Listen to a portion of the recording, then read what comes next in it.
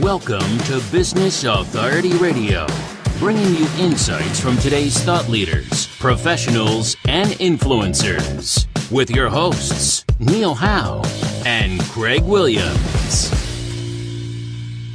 Hello and welcome to the show. This is your host, Neil Howe, and today my special guest is Dr. Fara Movagharnia. He is from the Center for Cosmetic and Reconstructive Surgery in Atlanta, and he's going to be talking today about how we can renew ourselves with his skills. So welcome to the show, Dr. Movagharnia. Thank you so much, Neil. Thank you for having me. Good afternoon, everybody. Well, let's get right to it. Tell me a little bit about yourself and who you serve. I am a board-certified plastic surgeon. I've been practicing in Atlanta, Georgia since 1997 after doing 5 years of general surgery and 2 years of plastic fellowship in Philadelphia. And I'm serving greater Atlanta, Georgia, and some of my patients actually come as far as from North Carolina, Alabama. So I'm serving men and women from surrounding states of Georgia. And what exactly, obviously, is plastic surgery is the thing that you do, but what would you say is your ideal client or your perfect client? Who is it that you really focus on and help the most? Yeah, well, there's a branch of plastic surgery that I do, which is cosmetic surgery. Plastic surgery was created actually back in World War I, when a lot of soldiers were disfigured, and the plastic surgeon, who actually general surgeons, were treating these patients. But actually, my area of expertise is in cosmetic surgery, and the most common cosmetic surgery is liposuction, breast surgery, tummy tuck, facial surgery, such as facial lift, facelift, eyes. And those are my specialty that I do for my patients the most.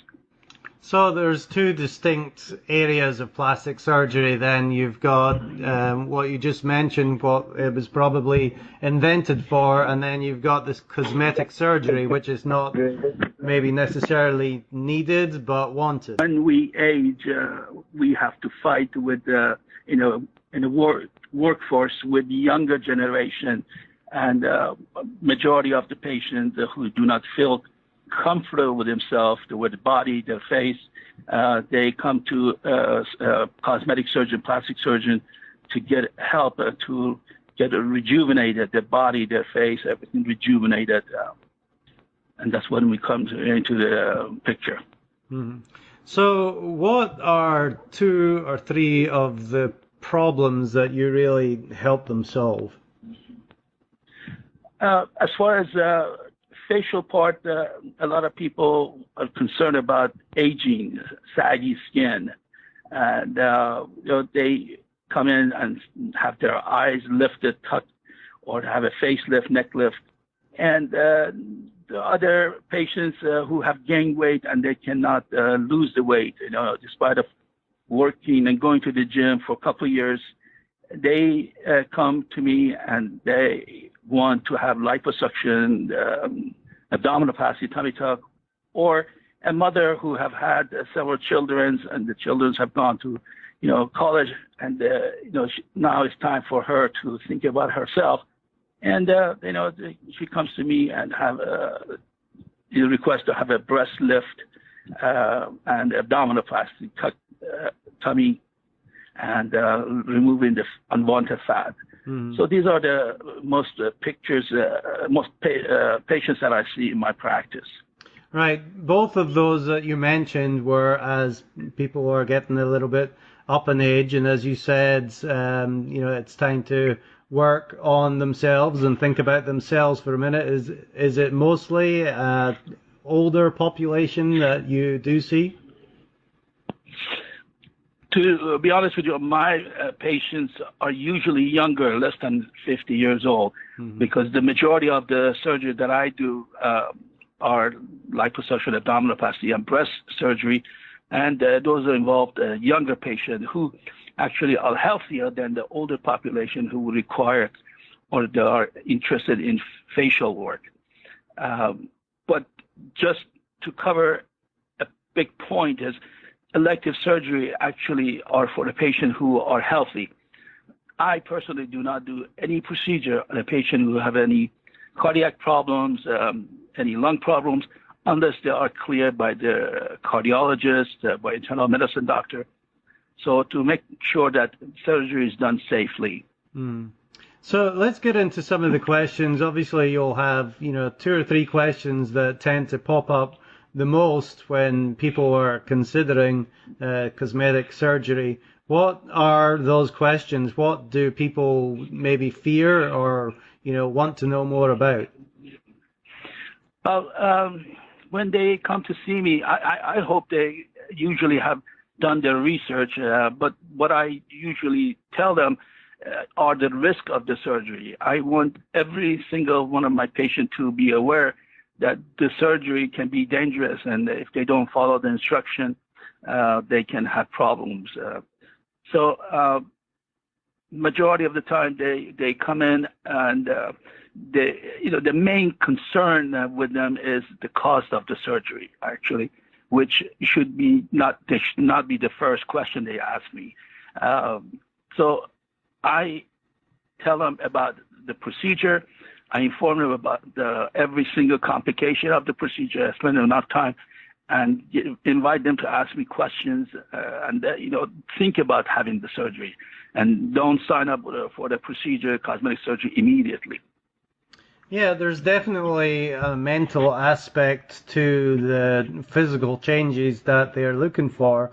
And like you said, no surgery is, without its risks. So it is strange to know that the price is the most common question rather than the safety. It is. And because of the economy, they shop around, and there are several physicians in even Atlanta area, all over the country, who are not plastic surgeons, who go to a course. They take a course, expensive course, that may be a few days, and they learn how to do liposuction. And those are the people that we have to compete with, and they give a low price, and they do the procedure, the liposuction, in their offices, and they cannot get privileges to do the procedure, the liposuction, at the hospital because they are not plastic surgeons. So they end up doing the procedure in their offices, and that involves a lot of risk. And unfortunately, many patients have died as a result of uneducated, non-plastic surgeon doing liposuction. And the reason for that is just getting a little bit more money in their pocket, because of the insurance companies are not paying as much for the procedure to this physician. So this physician, such as internal medicine doctors, OBGYN, even thoracic surgeons, dermatologists doing liposuction in their offices. So when the patient comes to my office, of course, they have seen at least one, if not two other surgeons, and one of them may be one of those doctors, and with a low price for the liposuction. So they ask me, how much does it cost? Are you cheaper than the so-and-so doctor who does this in his office under local anesthesia? Right. It doesn't seem like something that you would really want to shop around on, especially, it's your body, especially with the face, thinking about the face. You don't want to absolutely have anybody that's not really experienced and well trained, such as yourself. Now, tell me a little bit about your training, because I've been to your website and I've seen all the places that you have studied, and you did a lot of training before opening your practice here in Atlanta. Yes, like many other of my colleagues, plastic surgeons, I have done 5 years of general surgery in Michigan, in Detroit, and then 2 years of plastic reconstructive surgery with emphasis on cosmetic surgery. And also did some studies at Cleveland Clinic for microvascular surgery, microsurgery. And that about 15 years of studying before I came to Atlanta. Actually, I should say I returned back to Atlanta in 1997 to open my practice. So let's talk about some of the other misconceptions. People are, shopping for price, which is not a good thing. But tell me some of the other things that people do or think about plastic surgery that, is really a misconception. Well, the number two thing is they think plastic surgery is a very simple surgery and they can have it as many times as they want to. And one of the procedures that they keep coming back for is, again, liposuction, which is number one procedure in the country. They have the liposuction, they look good, and after a couple of years, they gain weight. They say, well, I can have another liposuction. And then a couple of years later, have another liposuction. They think this is just a very simple procedure, but it is not. You still have to be taken to operating room, given general anesthesia, and just anesthesia has its complication. Having surgery has complication. One of the complications with any surgery, cosmetic, non-cosmetic, will be having blood clots in the legs. And unfortunately, many patients who have surgery and they do not move around, they end up having blood clots. And those unfortunate who do not move around have blood clots that goes to their lungs and could have a really detrimental complications such as death. So they do not ask about what are the complications except when I tell them, but they think that when can I go back to work? Do you think after this procedure I can go back to work?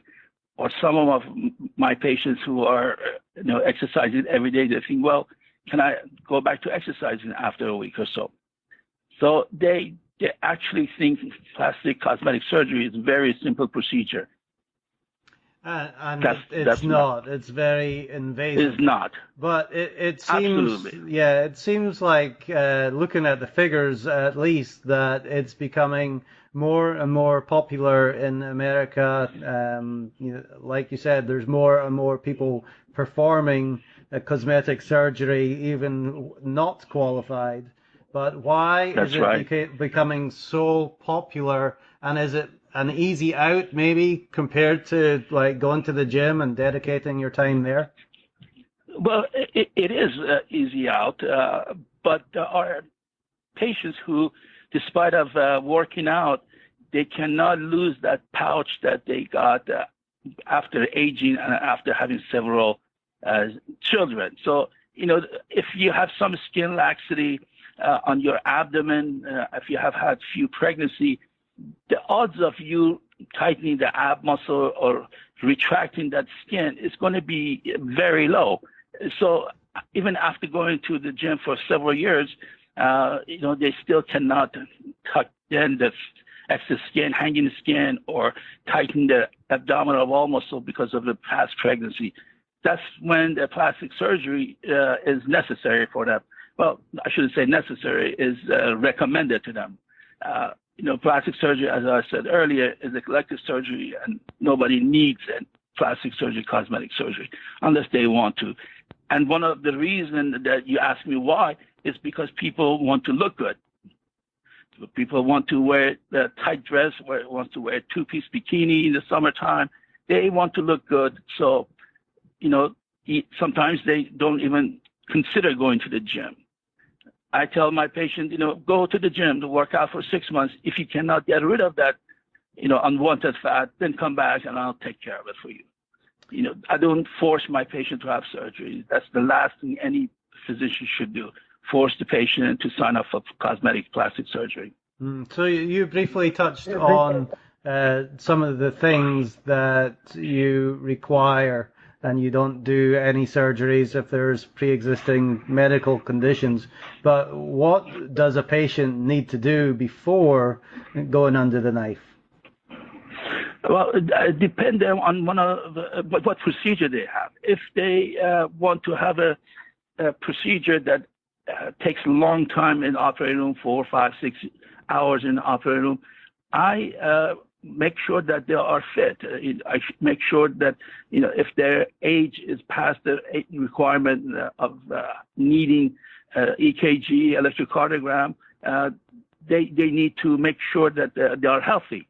And I would tell my patients that they need to eat right, make sure that the protein in the diet is high. A patient who is a vegetarian is not going to heal as well for abdominoplasty. So I go over all the do's and don'ts, all the possible complication with surgery, the things that they need to do, the medicine that they need to take prior to surgery. And when I say medicine, I'm referring to like taking a megadose of vitamin C or an herb that I require my patients to take to minimize swelling and bruising, and make sure they take their hypertension medicine or make sure that their diet, if they are diabetic, which I probably do not do surgery on them, but if they insist and want to have a simple procedure with small incisions such as liposuction, that their blood sugar is under control. So they need to be fit before they have the surgery. And no surgery is easy. Right. Now, let's talk about something pretty invasive, but also pretty popular, is the mommy makeover. There's a lot of work that goes on there. Tell me exactly what you do for that, and then talk to me about the recovery. Yes. Money makeover is like an umbrella that covers several procedures under that umbrella. And the umbrella covers breast surgery, such as breast augmentation, breast lift, breast reduction, liposuction, tummy tuck, abdominoplasty. So all these procedures are done under the umbrella of mommy makeover. And the recovery, depending on what procedure is done, usually the combination of 2 or 3 surgeries, such as like breast lift, breast augmentation with liposuction and abdominoplasty. The recovery for these is usually for my patients, about 3 weeks. And they need to follow a strict instruction, and they need to get up and walk around. Because the surgery are extensive, they have to make sure they do not cause any complication. And then as I touched earlier, one of the complications with any procedure, but mostly with the mommy makeover, abdominoplasty, is blood clots in the lower extremity, in the legs, that can travel to the lungs, heart and lungs, and cause complication, patient to be on blood thinner and be hospitalized. And so these procedures are called mommy makeover and are very, very popular all over the country. And it's done every day in the hospital, has to be done in the hospital. And that's one of the popular procedures that I do and I get called for. Mm-hmm. Well, we've talked a lot about some of the issues that can, happen when people are thinking about cosmetic surgery. Let's talk about the outcomes, though. There's certainly a reason that people come to you. What kind of outcome do you produce for them, both physically and mentally? Yes. I encourage my patient or the audience to review and see my website, which is ccrsatlanta.com. And I usually do not promise a perfect result to anybody. There is no perfect result after cosmetic surgery. I make sure they have a realistic expectation. And, I'm not a psychiatrist or psychologist, but I try to see the patient and see if they have a realistic expectation. And those patients actually are a perfect candidates, the one that understand what I can produce for them. Physically, what I can give them is a smaller waistline, liposuction, abdominoplasty, and a larger breast or lifted breast or reduced breast size, and eyes and face rejuvenated, and turning the caulk back on their face for them. But these are the patients that they need to actually be more careful than anybody else. I see a lot of patients, for instance, coming for nose job, a rhinoplasty, and they bring bunch of pictures of the Hollywood stars and even the friend nose, and they ask me if I can make the nose look like that other person. And I try to stay away from those patients because right off the bat, having an album full of Hollywood stars' noses, you would know that there's no way that patient is going to be happy with their nose or the size of their breast or their flat tummy. They need to actually be sent to a psychologist, a psychiatrist to be consult and help them to understand that nothing's going to be perfect in this world. Well, I mean, cosmetic surgery is definitely an art form, and you can certainly perform some great work, but ultimately it is subjective to each individual person, and if you have some of those internal issues, then regardless of the outcome, it still might not be right. Well, absolutely. One of the internal problems that you just said, internal problem, is somebody who is very obese and has internal abdominal fat and a very bulgy abdomen. That person will never have a flat tummy. Even if I make a perfect abdominoplasty for them, make the tummy flat while they're on operating room, as soon as they wake up, the very first breathing, the very first cough, they're going to tear all the sutures underneath, and they get their bulgy abdomen back. And that's the person who has internal and intra-abdominal fat. That person would never have a perfect result. But it can also do a lot for the confidence as well. Absolutely. Yes. Just a complete change of body can give somebody the confidence to go out and do something special or do things that they normally wouldn't do. Give me an example, somebody that might spring to mind, not naming any names, but somebody that came in that had some issues, and how were you able to help them, and what was their outcome? How did it really affect their life? Yes. One of my patients, I'll give you a couple of examples. One of my patients this Tuesday or Thursday that I saw wanted to have abdominoplasty, and she was obese, but she haven't had any children, and she came to ask me to have abdominoplasty. I usually try to tell them, if you haven't had any children, you do not want to have abdominoplasty, because as soon as you have a pregnancy, it will reverse everything. And what she said in my question, the answer to my question, she said, well, I need to find a man first. And with this body, I don't feel comfortable to go out or wear something sexy to find a man. So I understood that, she doesn't have to have a tummy tuck at this time, but with the tummy tuck, she's going to feel comfortable with her body. Therefore, tummy tuck can be done on her. But usually abdominoplasty are done for patients who have had kids and they are not planning to have any more children. And the second example I wanted to mention is, I have sent patients away until they were finished with their pregnancy for abdominoplasty. And I keep saying abdominoplasty because that's the most common procedure that I do, liposuction abdominoplasty. So I have turned patients away until they are finished with their having children, or patients who didn't even have kids wanted to have abdominoplasty and they were done. So, there's a 180-degree change between the patient to another patient, and the procedure done for different reasons. Mm. Yeah, it's definitely very interesting. It's as much mental outcome than it is a physical, I think. Yes. No.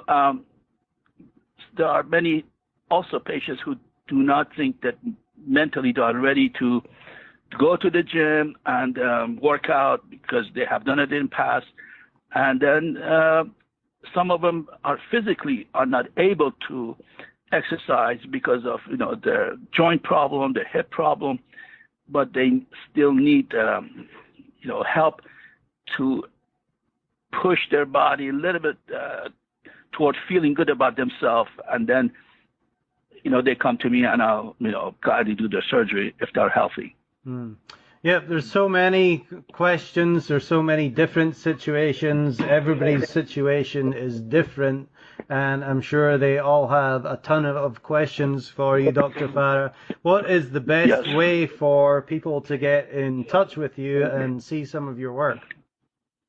Yeah, the best way to see my work would be looking at my website and ccrsatlanta.com. And after reading my website about the procedure that they like and looking at the pictures, they can call my office and talk to my office staff at 770-951-7595. And, after consultation, they can call me directly on my cell phone, which I provide to them when I see them in consultation. Well, Dr. Movagharnia, it's been a pleasure talking to you today. Thank you for being my guest on the show. Thank you very much, Neil, and happy holidays to you and your listeners. Thank you very much. And to our listeners, if you like what you hear, hit that like button and share, and we'll see you next time on the show. You've been listening to Business Authority Radio with Neil Howe and Greg Williams. To learn more about the resources mentioned in today's show or to listen to past episodes, visit businessauthorityradio.com.